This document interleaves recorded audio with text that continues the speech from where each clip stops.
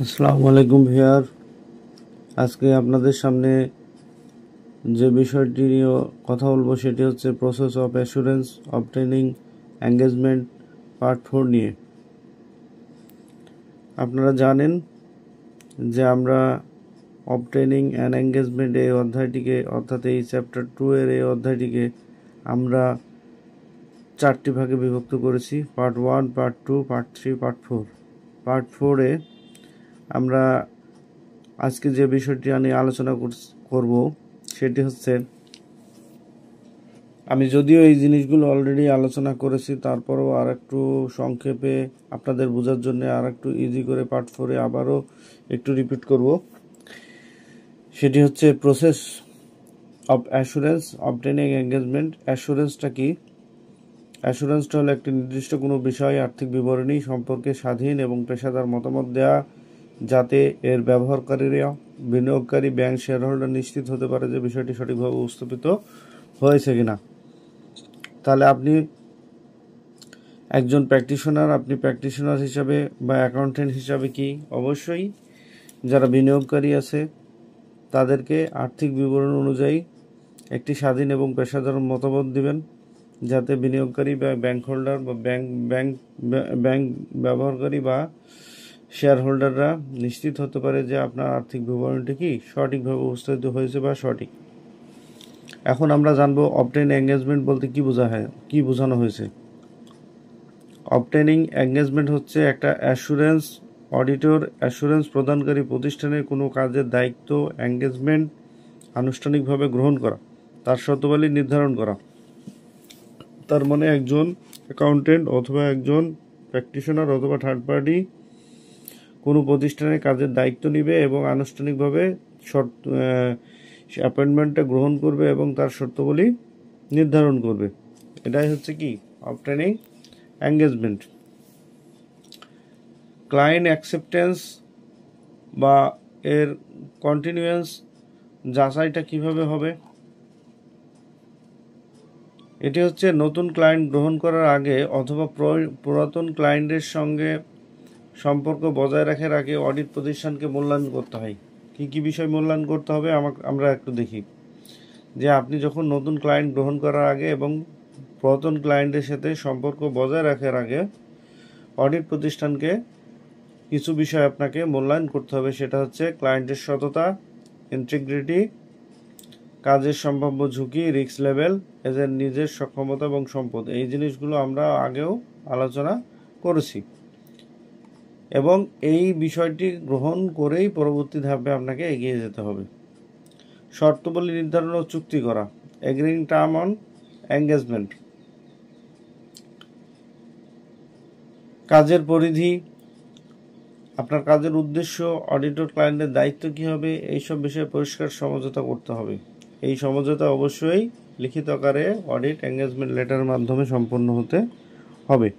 তাহলে প্রথমে আপনি একটা ক্লায়েন্ট, নতুন পুরাতন হোক, আপনি আগে কাজ করার আগে ক্লায়েন্টের কয়েকটি বিষয় যাচাই করবেন। তারপরে হচ্ছে তাদের সাথে কিছু টার্ম, শর্ত, চুক্তি, আপনি শর্তাবলী নির্ধারণ এবং চুক্তি করবেন এবং ফাইনালি এঙ্গেজমেন্ট লেটার প্রস্তুত এবং পাঠাতে হবে। এই এঙ্গেজমেন্ট লেটারে কি কি বিষয় থাকবে? অডিটের উদ্দেশ্য থাকবে, অডিটর পরিধি থাকবে, ব্যবহৃত রিপোর্টিং ফ্রেমওয়ার্ক থাকবে, IFRS, অডিটর দায়িত্ব, ক্লায়েন্টের দায়িত্ব, ফি নির্ধারণ, বিলিং পদ্ধতি, সময়সূচি, কোনো সীমাবদ্ধ বা বিশেষ চুক্তি, সহযোগিতা প্রত্যাশা এবং কি এই যে বিষয়গুলো আমরা কালকেও পার্ট 3-তে আলোচনা করেছি যে একটা অডিট এঙ্গেজমেন্ট লেটারে কি থাকবে।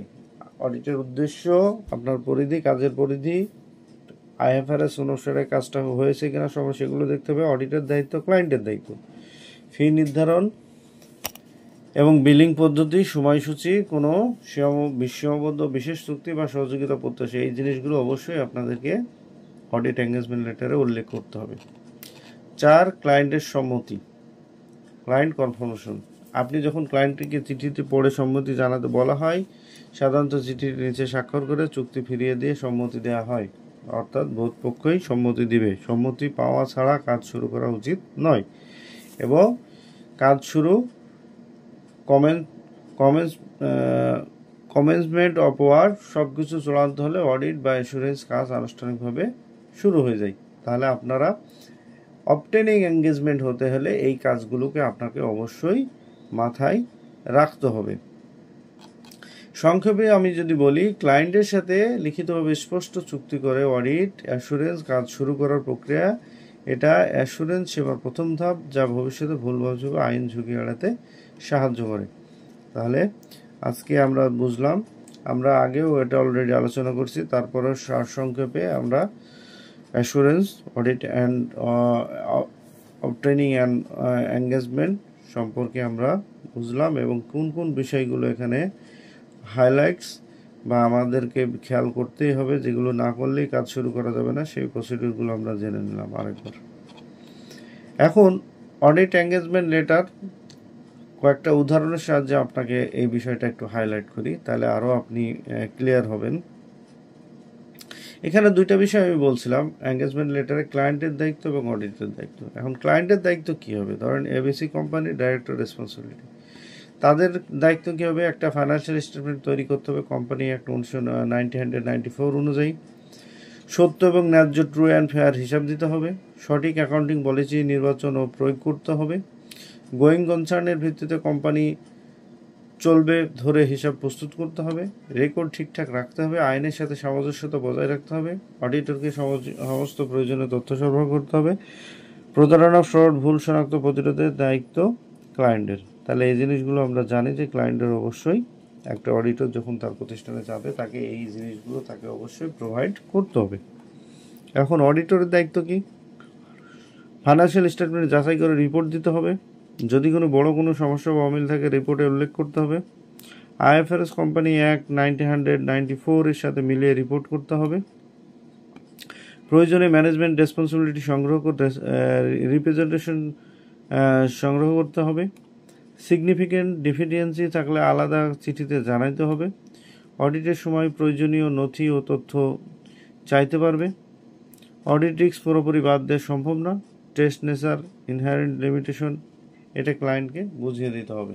তাহলে কিছু অডিটরের দায়িত্ব আছে, ক্লায়েন্টেরও দায়িত্ব আছে, সেই জিনিসগুলো অবশ্যই পূর্ণাঙ্গ হতে হবে। অবটেনিং এঙ্গেজমেন্ট হলো অডিট অ্যাসুরেন্স কাজ শুরু করার আগে ক্লায়েন্টের সাথে সমস্ত শর্তাবলী লিখিতভাবে নিশ্চিত করা। আর অডিট এঙ্গেজমেন্ট লেটার হলো তার লিখিত প্রমাণ, যা উভয় পক্ষের দায়িত্ব প্রত্যাশা পরিষ্কার করে দেয়। তাহলে আমরা একেবারে শেষ কথাই আমরা বলি যে অবটেনিং এঙ্গেজমেন্ট হচ্ছে কাজ শুরু করার আগে সমস্ত শর্তাবলী লিখিতভাবে নিশ্চিত করা। আর অডিট এঙ্গেজমেন্ট লেটার হলো এটা একটা লিখিত প্রমাণ, যা উভয় পক্ষের দায়িত্ব এবং প্রত্যাশা সম্পর্কে পরিষ্কার করে দেয়। এখন আমরা জানবো audit engagement letter for recurring audit. তাহলে আমরা রিকারিং অডিটটা কি, এটা আমরা আগে জেনে নিই। রিকারিং অডিট মানে হলো যখন কোনো ক্লায়েন্টের অডিট নিয়মিত প্রতি বছর করা হয়, এক্ষেত্রে প্রতিবার নতুন করে চুক্তি বা অডিট এঙ্গেজমেন্ট লেটার পাঠানো বাধ্যতামূলক নয়। ধরুন একই অডিট আপনি পরপর কয়েক বছর করতেছেন, আর প্রতি বছরে কি আপনি অডিট এঙ্গেজমেন্ট লেটার দিবেন? এটা আসলে বাধ্যতামূলক নয়। তবে কিছু বিশেষ পরিস্থিতিতে অডিটরকে ভাবতে হয় কি আগের চুক্তি শর্ত পরিবর্তন করার দরকার কিনা। আগের যে চুক্তি করছিলেন সেই শর্তের যদি কোনো পরিবর্তন দরকার হয় তাহলে আপনি চুক্তি বাতিল করতে পারেন বা নতুন করে অডিট এঙ্গেজমেন্ট লেটার উল্লেখ করতে পারেন।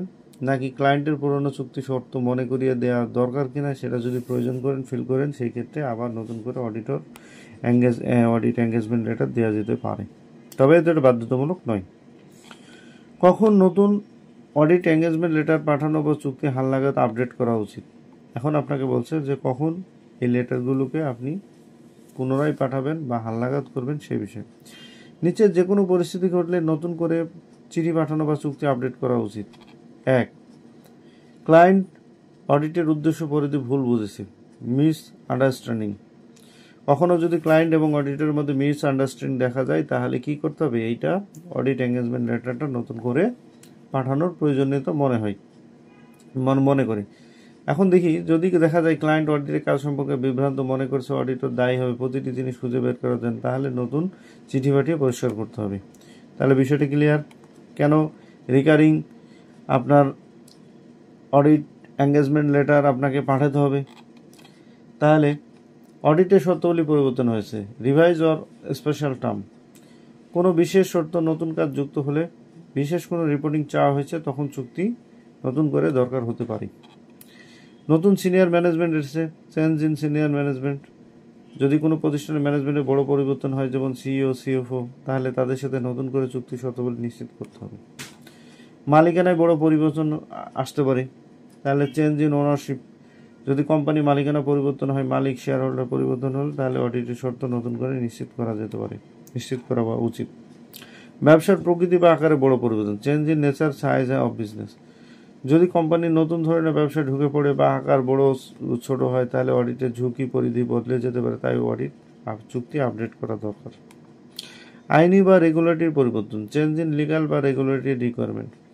কোনো নতুন আইন রেগুলেশন এসেছে, যেমন ট্যাক্স আইন, কোম্পানির পরিবর্তন, তাহলে অডিটের চুক্তিতে কি তা উল্লেখ করা দরকার। এরপরে আপনাদের আর কি দরকার হতে পারে? রিপোর্টিং বা ফ্রেমওয়ার্ক পরিবর্তন, change in financial reporting framework. যদি কোম্পানির নতুন হিসাব নীতিমালা ব্যবহার করে, যেমন লোকাল গ্যাপ থেকে IFRS এ পরিবর্তন, তাহলে অডিটের দৃষ্টিভঙ্গি বদলাতে হবে, তাই নতুন চুক্তি লাগতে পারে। অন্যান্য রিপোর্টিং চাহিদায় পরিবর্তন, change in other reporting requirements. যদি ক্লায়েন্ট অন্য রিপোর্টিং চাহিদা বদলায়, বিশেষ করে কোনো লাভের জন্য আলাদা সার্টিফিকেট চাই, তখন নতুন চিঠির প্রয়োজন হতে পারে। এক কথায় যদি আমি সংক্ষেপে বলি, নিয়মিত অডিটে প্রতি বছর অডিট এঙ্গেজমেন্ট পাঠানো বাধ্যতামূলক নয়, তবে শর্ত সাপেক্ষে পরিবর্তিত হতে পারে। তবে উপরে যদি কোনো পরিবর্তন ঘটে, নতুন চুক্তি বা ক্লায়েন্টকে আগের চুক্তি মনে করিয়ে দেওয়া জরুরি, তখন এটা কি হয়? চেঞ্জ হতে পারে। এখন আমরা একটা দেখব এঙ্গেজমেন্ট লেটার। তাহলে আপনাদের অবশ্যই দুইটা জিনিস কিন্তু মনে রাখতে হবে। এখানে হচ্ছে এঙ্গেজমেন্ট লেটার কি আর অবটেনিং এঙ্গেজমেন্ট কি। এই দুটা জিনিস আমি সংক্ষেপে উপরে অনেক আলোচনা করেছি, এই দুইটা জিনিস আপনারা অবশ্যই দেখে নেবেন। এখন এখানে দেখেন একটা প্রশ্ন, ইন্টারেক্টিভ কোশ্চেন দিয়েছে যে which 3 of the following may be contained within a letter of engagement. যে এঙ্গেজমেন্ট লেটারের মধ্যে কোন 3টি বিষয় থাকতে পারে? একটা যে যেমন দিয়েছে কি, responsibility of auditor, responsibility of director, the name of the staff assigned to the engagement, the scope of audit. এখন কোনটা? এখন দেখেন প্রথমেই বলছে অডিটরদের দায়িত্বসমূহ, ক্লায়েন্ট, তারপর ডাইরেক্টরদের দায়িত্বসমূহ, তারপর স্টাফদের কাজ করছে কিনা তাদের কি যে নাম, স্কোপ, অডিটের কার্যপরিধি। তাহলে আপনি এখন দেখেন যে স্টাফদের নাম কি দরকার আছে? এটি কি এঙ্গেজমেন্ট লেটারের কোনো পার্ট? তাহলে এখানে এঙ্গেজমেন্ট লেটারে এটা পার্ট না। ওখানে অডিটরদের দায়িত্ব থাকতে পারে, ডাইরেক্টরদের দায়িত্ব থাকতে পারে, স্কোপ অফ অডিট কার্যপরিধি থাকতে পারে, উদ্দেশ্য থাকতে পারে, এইগুলো হচ্ছে পার্ট। সুতরাং আমরা সঠিক উত্তর কি, যে responsible auditor, responsible of director এবং স্কোপ অফ অডিট। তাহলে আমরা স্টাফদের ব্যক্তিগত নাম যেহেতু এঙ্গেজমেন্ট লেটারে দেওয়া হয় না, তাই name of the staff assigned to the engagement, এটা একটা উত্তর না, এটা আমরা জেনে নিলাম। তাহলে বন্ধুরা আজকে এই চ্যাপ্টার দিয়ে আমরা অবটেনিং অ্যান এঙ্গেজমেন্ট চ্যাপ্টার 4 শেষ করলাম। সবাই ভালো থাকবেন। আল্লাহ হাফিজ।